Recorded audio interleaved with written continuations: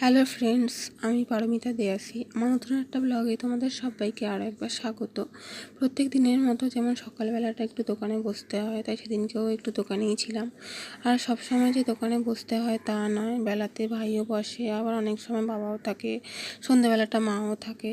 আর দোকানে যে অনেক কিছুই ফুরিয়ে গিয়েছিল, টুকিটাকি জিনিসপত্র যেমন চানাচুর শেষ হয়ে গিয়েছিলো দোকানে বিক্রির জন্য, ঝাঁটা ফুরিয়ে গিয়েছিলো, সেইগুলোই আনতে গিয়েছিল বাবা।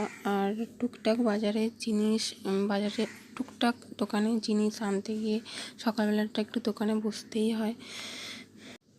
দোকানের জিনিসগুলো সকালবেলায় বাজারে গিয়ে বস্ত করতে হয়, যেগুলো যেগুলো ফুরিয়ে যায় সেগুলো সকালবেলায় আনতে হয়, নাহলে বাবা আবার বেরোয় বেলায়, তখন আর এনে হয়ে ওঠে না, আর আনা সম্ভবও নয়।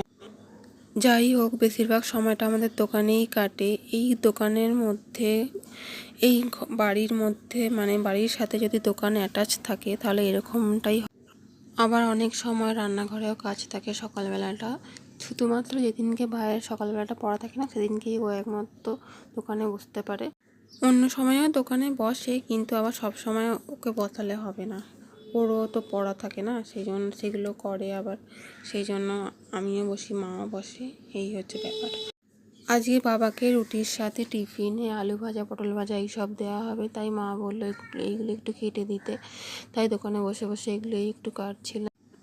তোমরা সবাই জানো আমার মাসির ছেলের বিয়ে এই নভেম্বর মাসে। সব কিছু ফাইনাল হয়ে গেছে, ঠিক হয়ে গেছে, এমনকি আশীর্বাদও হয়ে গেছে। আর দিদা যেহেতু আছে, তাই মা বলল যে আজকেই দাদাকে আইবুড়ো ভাতটা খাইয়ে দেবে, তারই একটা ছোটোখাটো আয়োজন করা হয়েছে। আর এখানে দেখো ভাতের মানে ফ্রাইড রাইসের চালটা পুরো একদম হয়ে গেছিলো, আর শুকনো করতে দিয়েছে, আর সবাই এসেও গেছে, দাদারা ভাইয়েরা সবাই এসে গেছে। আর এক ফালি বৃষ্টিও হয়ে গেল।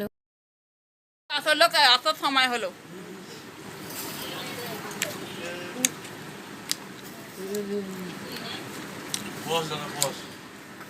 পুরো ঘেমে গেছে বোধহয়। বৃষ্টি হচ্ছে বসে, আর এই হেস্টিং থেকে শুরু হয়েছে বৃষ্টি, মাপলে মাপতে নামছে, তারপর থেকে শুরু হয়ে গেছে।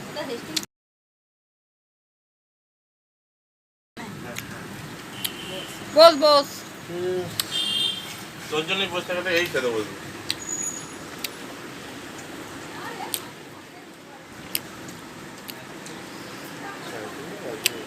এই সবিক শুধু জলই খেয়ে যাচ্ছে, জলই খেয়ে যাচ্ছে।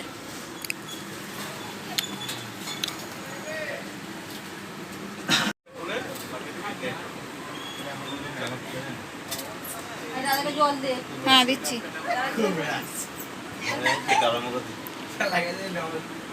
দেখ কেমন হয়েছে বল। গরিব মানুষ, বেশি কিছু আয়োজন পাতি করতে পারিনি। তোমরা তো জানোই আমাদের একটা ঘর, তাই ড্রেসিং টেবিলটাকে ওই দিকে সরিয়ে দেওয়া হয়েছিল, আর রাস্তা থেকে জানলাটা খুলে দেওয়া হয়েছিল, না হলে জায়গা একদমই কুলোতো না। আর দাদার যেহেতু আসতে দেরি হচ্ছিল, তাই ওদেরকেই আগে খেতে দিয়ে দেওয়া হয়েছিল। আর বৃষ্টিটাও এসে গেল, আর ওর সোদপুরে একটা কাজও ছিল, তাই একটু আসতে দেরিই হলো। তারপরেই দেখো আমি খেয়ে দিয়ে একটু বসেছিলাম, আর সবাই বাড়ি যাওয়ার জন্য বেরিয়ে পড়েছিল। কে কোনটা দিয়ে যাবে, কোন বাস ধরবে, এই সমস্ত আলোচনা হচ্ছিল। আর কেঁদো না। দিদার যেহেতু বয়স হয়েছে, একা একা বাড়ি ফিরতে পারবে না, তাই ওদের সাথেই চলে গেল। এক সপ্তাহ টানা আমাদের বাড়ি ছিল, ঘরটা বেশ গম গম করছিল। যাই হোক, ভিডিওটা এখানেই শেষ করছি। ভিডিওটা যদি কিছু ভালো লেগে থাকে তাহলে অবশ্যই লাইক, কমেন্ট, শেয়ার আর অবশ্যই সাবস্ক্রাইব করতে ভুলো না কিন্তু।